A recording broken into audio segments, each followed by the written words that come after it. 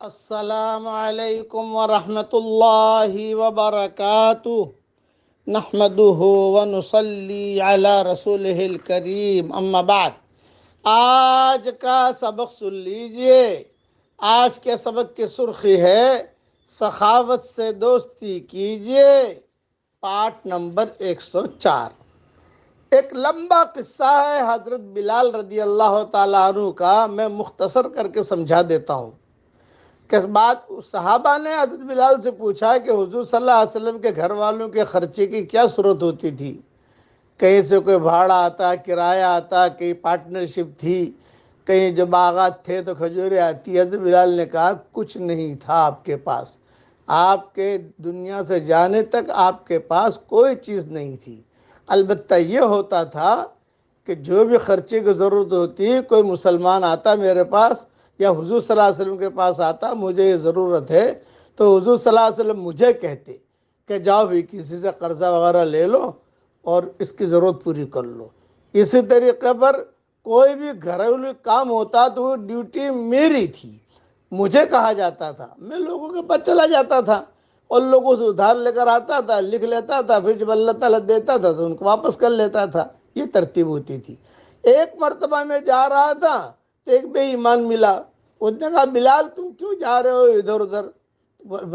پیسوں کی ضرورت ہے، گھر خرچی کی ضرورت ہے۔ بولے تم کسی سے مت لو، میرے پاس مال بہت ہے، مجھ سے لیا کرو۔ حضرت بلال نے کہا بہت اچھا۔ اب میں نے لینا شروع کیا۔ یہاں تو ہر دن میں 2 دن میں ضرورت پڑتی تھی، کبھی گھر کے لیے، کبھی دوسرے مسلمانوں کے لیے۔ چنانچہ میں جو ہے فجر کی یا عشاء کی اذان دینے کے لیے میں وضو وغیرہ کیا، تیار ہو کے میں کھڑا ہوا اذان دینے کے لیے۔ وہ بے ایمان آیا اور کہا او حبشی، معلوم ہے مہینے میں کتنے دن باقی ہیں؟ 3-4 دن باقی ہے، جلدی سے وہ قرضہ ادا کر جو میں نے تجھے دیا ہے، اور جلدی سے جو ہے مجھے وہ واپس دے ورنہ تجھے غلام بنا دوں گا۔ اب میں تو ٹینشن میں آ گیا، ارے بھائی یہ بات تو تھی نہیں، پہلے بھی تو غلامی تھا۔ اب وہ تاجروں کو لے کر آیا، سب کے سامنے ڈانٹا۔ خیر میں نے ہمت کر کے اذان تو دے دی۔ اذان کے بعد میں حضور صلی اللہ علیہ وسلم کی خدمت میں گیا اور کہا کہ حضرت ایسا ایسا معاملہ آج ہوا ہے، اس نے تو سب کے سامنے مجھے ذلیل کیا اور ابھی 4 دن باقی ہے مہینہ ختم ہونے میں، وہ مانگے گا۔ آپ مجھے اجازت دے دیں تو میں ذرا مسلمانوں کے قبیلوں کے پاس جاؤں۔ تو حضور نے فرمایا جاؤ مسلمان قبیلوں کے پاس جاؤ۔ میں نے اپنی لاٹھی لی اور اپنے کپڑے تیار کیے اور میں جو ہے رات کو سویا رہا انتظار میں کہ اب صبح شادی کو اذان دوں، نماز پڑھوں اور جاؤں، اب صبح شادی کو اذان دوں، نماز پڑھوں اور جاؤں۔ چنانچہ میں گیا اور میں نے جا کر ترتیب شروع کی کہ میں لوگوں سے کچھ مانگوں تاکہ اس کا قرضہ ادا کروں۔ اتنے میں حضور صلی اللہ علیہ وسلم کا قاصد آیا، بھاگا بھاگا، میں بلال کو بلاؤ، بلال کو بلاؤ، بلال کو بلاؤ۔ میں بھاگا بھاگا گیا تو حضور صلی اللہ علیہ وسلم نے فرمایا بلال رستے میں کچھ اٹھنیاں ملی؟ حاضر 4 اٹھنیاں بیٹھی ہے زبردست، اور ماشاءاللہ اس پر سامان بھی لدا ہوا ہے۔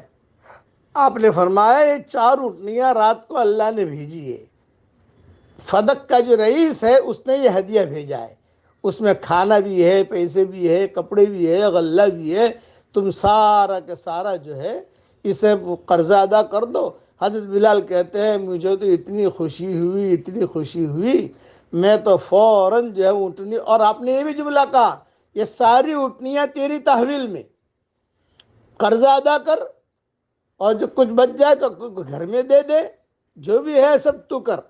تو میں تو 4 اٹھنیاں لی، 4 اٹھنیاں لگے، سامان جو کھول کے دیکھا شاندار ماشاءاللہ۔ فوراً میں نے فجر کی نماز پڑھی، اذان دی، نماز پڑھی اور بقی میں چلا گیا۔ بھائی جس کا جو قرضہ ہے حضور کے پاس آ جاؤ، لے جاؤ، لے جاؤ، لے جاؤ، لے جاؤ۔ لوگ آئے، وہ بے ایمان بھی آیا، سب کا چکا دیا میں نے، اور آیا پھر حضور صلی اللہ علیہ وسلم کے پاس۔ کچھ درہم بچ گئے تھے۔ وہ دن ایسا تھا کہ حضور صلی اللہ علیہ وسلم نہ رات کو گھر میں گئے نہ دن میں گھر میں گئے، بلال کہتے تھے، مسجد نبوی میں بیٹھے رہے۔ جب سارا معاملہ پورا ہو گیا پھر حضور صلی اللہ علیہ وسلم جو ہے رات کو عشاء کی نماز پڑھا کر ہر ماں کے گھر میں باہر جا کر سلام کرتے، السلام علیکم، کیسی طبیعت ہے؟ سلام علیکم، کیسی طبیعت ہے؟ اور پھر جو ہے جہاں رات گزارنی تھی حضور صلی اللہ علیہ وسلم نے رات گزاری۔ یہ تھی سخاوت حضور اکرم صلی اللہ علیہ وسلم کی۔ یہ ساری تفصیل بدایہ و نہایہ میں بھی موجود ہے اور بیہقی میں بھی موجود ہے۔ اب پڑھ لیجئے میرے ساتھ، رب اغفر وارحم وانت خیر الراحمین۔ اللہ تعالیٰ یہ دعا ہم سب کے لیے قبول فرمائے۔